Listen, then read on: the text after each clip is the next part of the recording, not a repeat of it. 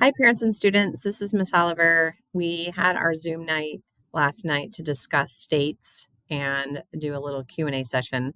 I did record the Zoom, but unfortunately, I am unable to find that recording. I've looked in the cloud. I've looked in lots of places. Anyway, I'm just doing a quick recording to kind of go over what we did go over last night, including the questions that were asked, which you'll see on those last couple of slides. So let me just provide you a brief overview of the information that was shared last night.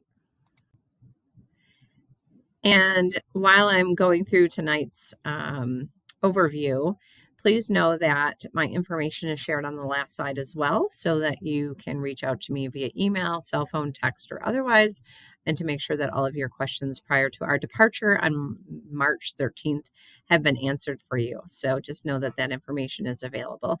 And your student has that information too. So you can reach me any way that works best for you and your family. Okay, so the dates and all the details have been shared in a variety of different ways and platforms, but we are departing on the 13th of March. We'll be returning about midday, early afternoon on Saturday, and obviously we're going to Detroit. We do not know our hotel yet, as we have been put in the rotation of getting third pick. We did choose the Westin as our first choice and the Courtyard as our second, so we should know in the next week or so what hotel we've been placed at, and that information will come out to you as soon as I know. And also just to kind of keep in mind that there are about 5,000 students. We say 4,500, but by the time it's all said and done, I think it's closer to 5,000 students that are a part of the DECA State Career Development Conference and competing over the weekend or over those couple of days while we're in Detroit. So just to be mindful and to kind of understand that this is a pretty large organization of students who will be competing those 2 days. Okay, so again, a little bit of a change. We are planning on departing after second hour. We'll meet in the auditorium lobby because we have such a large group, and just to have some safety and assurances in place, we are going to have a team of chaperones and administrators, teachers, doing a quick peek into all of our bags and carry-ons so that we make sure that students are safe and that we're all operating in a manner in which we should, which is following the student code of conduct. And so I just think to give us a little bit of lead time, we need to leave a little bit or have a little bit of lead time. And so we're going to meet in the auditorium lobby at the end of second hour. And hopefully we'll be on the bus around 10:15 and make our way down to Detroit. So students who are competing in a written event are competing on Thursday. We'll arrive to Detroit if the timeline goes as planned. We'll arrive in Detroit probably around 11 o'clock. If we're able to check into our hotel, we will. Otherwise, we will secure our bags with the hotel, and then students will be able to, in groups, be able to travel out to pick up a quick lunch, and then orientation begins somewhere around 2 o'clock for those written event competitors. And I believe orientation starts around 4 o'clock for those competing the following day on the 14th that are not in a written event.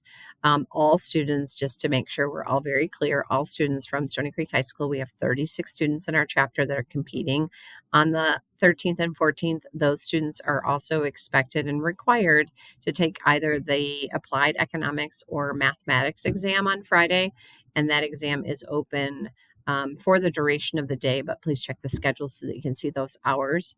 Specifically, if you're someone who's competing on Thursday, you want to make sure that you're up and around and ready and have that planned out at what time you'll be walking over with your teammate or a couple of other delegates to be able to sit for that exam. Also, make sure that you're not able to use your phone, so make sure you have brought a calculator to be able to use that on some of those questions, because it is economics and mathematics, so you're going to have questions that are going to require the use of a calculator.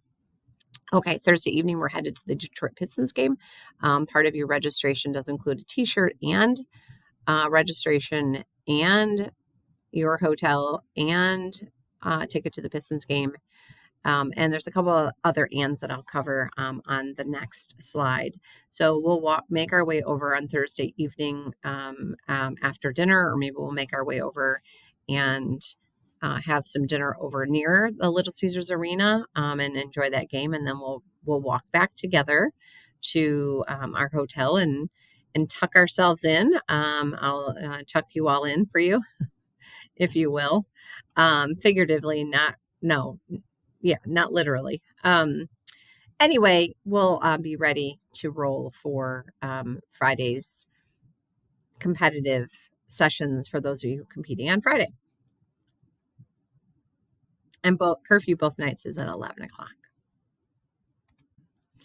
Okay, we still are looking for anyone who is willing to volunteer and help us out, whether that is in a chaperone capacity during the day, if you have some availability, or if you're able to judge either from home or from or during the event on Thursday afternoon, Friday morning, or Friday afternoon, early evening. So please go ahead and click that link if you're interested or learning a little bit more about judging. There's lots of information on that link that will talk about judging, but also the sign up is there. Okay, so as we talked about before, to make sure that we are all in alignment with being safe and assuring that all of us are following the Rochester Community Schools Student Code of Conduct, as well as the DECA Code of Conduct, all of which we've signed as a part of our required paperwork for this trip, if you will. Please make sure you're very versed on what the dress code is while you are attending any DECA sessions, as well as competing. That does include testing. We are also making sure that we understand that you will be in your room by 11 o'clock p.m. and checked in by myself or one of the chaperones, and then you are to stay in your room for the duration of the evening. Like I said, we'll be inspecting bags prior to departure. That'll take place in the lobby of the auditorium. And that was the conclusion of what was discussed and the details that was discussed during the Zoom meeting. And then we opened it up for questions. So the next slide, we'll talk a little bit about those questions that were asked and what the responses are for those questions. Okay, so a couple of the questions that came from the Zoom was about the dress code for the Pistons game. So while it hasn't been determined in its entirety, we are operating under the assumption at the present moment where casual Pistons wear attire would be completely appropriate. Like I said in an earlier slide, you will be receiving a DECA conference shirt. I believe it might have a Pistons or sort of theme to it as well as DECA, but I'm not entirely sure. So that might be also an option for you, but certainly bring whatever it is that you would typically wear to a sporting event, maybe your Pistons jersey if you have one. Okay, another question that came up, or really more of some information that was shared that was brought up that was very helpful, and to be mindful of is that there is quite a bit of walking as we're moving to and from the Huntington Place, which is where the conference is, as well as to the Pistons game and maybe out for a bite to eat. Again, none of us will ever at any point be just walking around Detroit at any point by ourselves. We'll be with at least 2 other people at all times. And we'll talk more about that at our meeting that we'll have with students prior to departure. But definitely appropriate walking shoes depending on if the weather is calling for snow or rain or cold weather, etc. So great to carry. I always sort of suggest those little Lulu bags that you get sometimes if you make a purchase from there. Those are great to like stick a pair of flats or heels or whatever it is you're wearing for your business professional attire, and then you can swap them with your walking shoes, like athletic shoes or whatever. Okay. We also had suggested during that time when we were discussing last night that having some room snacks would be a good idea. some drinks, some things that you can have. Most of the hotels we have found in the past always seem to have a refrigerator, so you can keep a few items cold. So maybe even some grab and go breakfast items like a yogurt or granola bars, things like that are also great things to sort of pack so that you have a couple of things to grab without having to spend money at a convenience store. If we end up at the Westin, there's a Starbucks downstairs at the lobby. But as we know, sometimes the cost is a little bit more increased at a retail cost. So maybe a good idea to bring something from home. You will get 2 vouchers to be able to purchase a meal at the food court at Huntington Place. Our experience has told us that perhaps it's either not the most nutritional meal you're going to get for the weekend, or maybe not exactly all the options you'd like to pick from, but nonetheless, you could grab a large bottle of water and some fruit, or a piece of pizza, a burger, a sandwich. Those kinds of things are available to be able to use your food vouchers on.